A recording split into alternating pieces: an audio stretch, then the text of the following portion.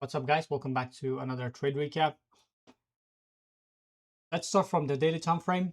On the daily, you can see that yesterday we had a strong bullish closure on the NQ, and that created a daily gap.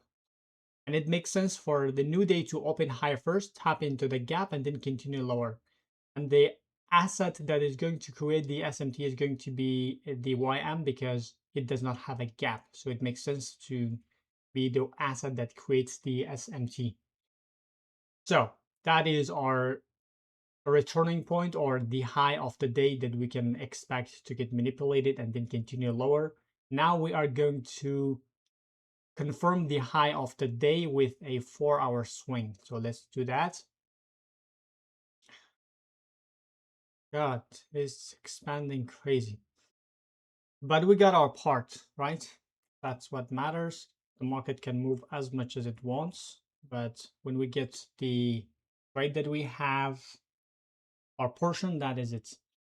Now, the day opens here, tapping into this 4-hour gap, and this tap is just to make it go higher to tap into the relevant level that we want the reversal to form from. And that's what happens. So we go expand higher, tap or sweep this high, which is also the daily gap, and also same thing on the YM. However, as you can see, on the YM we have a bullish closure. On the NQ we have a bearish closure. This asset was the stronger, but it has a bearish close. This asset was weaker, but it has a bullish closure, meaning that's a strength switch. So when we get the strength switch and we have the SMT, that is a two-stage PSP, that is a very strong signature for reversal.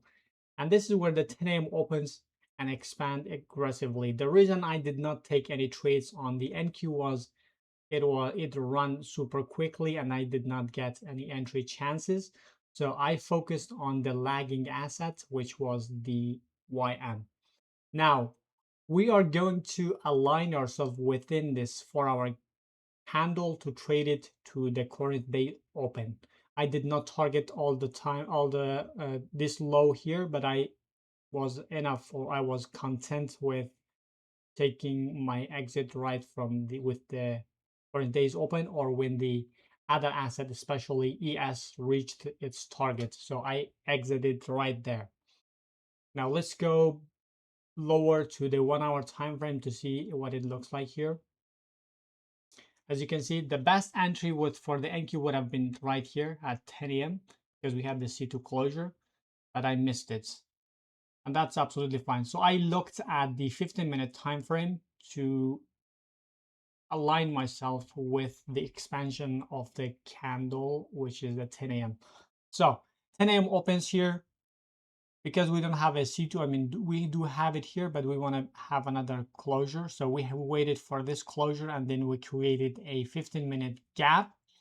Now, after we get this C2, I mean, this candle closure creating the gap, we know that that's a PSP because look at this. This is a bullish closure on the YM, bearish closure on the NQ, and it makes sense also for this candle to sweep that high and then to continue lower.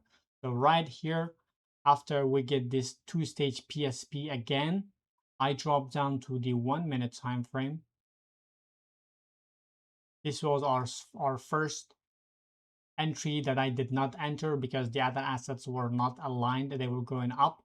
As soon as I see them that they got aligned and expanded lower, I entered right here from this propulsion block, meaning an order block that got created from another order block. So that's a propulsion block. And after you get a tap into the propulsion block, the price is going to run super aggressively. So that was a 6.45 hour trade for today.